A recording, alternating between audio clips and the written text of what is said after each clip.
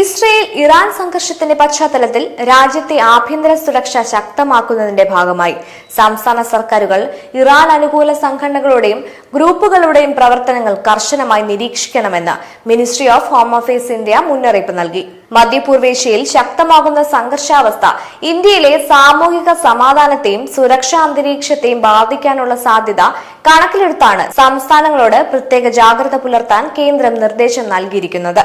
Israel Iran തമ്മിലുള്ള സംഘർഷം രൂക്ഷമായ സാഹചര്യത്തിൽ രാജ്യത്തിനുള്ളിൽ അതിന്റെ അനുകൂല വിരുദ്ധ വികാരങ്ങൾ ഉപയോഗപ്പെടുത്തി അക്രമ സംഭവങ്ങൾ, പ്രതിഷേധങ്ങൾ, സാമൂഹിക അശാന്തി എന്നിവ സൃഷ്ടിക്കാൻ ശ്രമങ്ങൾ ഉണ്ടാകാമെന്ന വിജിലൻസ് വിലയിരുത്തലിന്റെ അടിസ്ഥാനത്തിലാണ് ഈ മുന്നറിയിപ്പ്.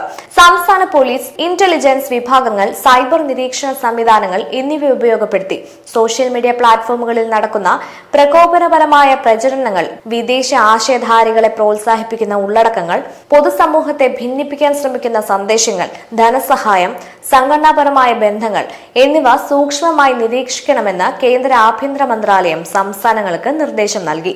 അതിനൊപ്പം ഏതെങ്കിലും തരത്തിലുള്ള നിയമലംഘനമോ ആക്രമണത്തിലേക്ക് നയിക്കാവുന്ന പ്രവർത്തനങ്ങളോ കണ്ടെത്തിയാൽ ഉടൻ നിയമ നടപടികൾ സ്വീകരിക്കണമെന്നും കേന്ദ്രം നിർദ്ദേശിച്ചിട്ടുണ്ട്.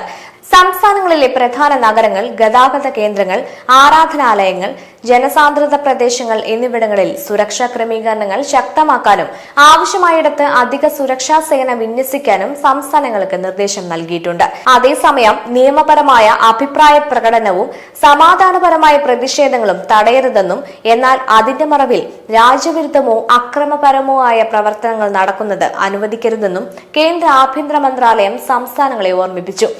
ഇസ്രയേൽ ഇറാൻ സംഘർഷം അന്താരാഷ്ട്ര തലത്തിൽ വ്യാപക പ്രത്യാഘാതങ്ങൾ സൃഷ്ടിക്കുന്ന സാഹചര്യത്തിൽ ഇന്ത്യയുടെ ആഭ്യന്തര സുരക്ഷയ്ക്കും സാമൂഹിക ഐക്യത്തിനും ഭീഷണി ഉയരാതിരിക്കാൻ മുൻകരുതൽ നടപടികൾ ശക്തമാക്കുക എന്നതാണ് ഈ നിർദ്ദേശത്തിന്റെ പ്രധാന ലക്ഷ്യമെന്ന് കേന്ദ്ര സർക്കാർ വൃത്തങ്ങൾ വ്യക്തമാക്കി.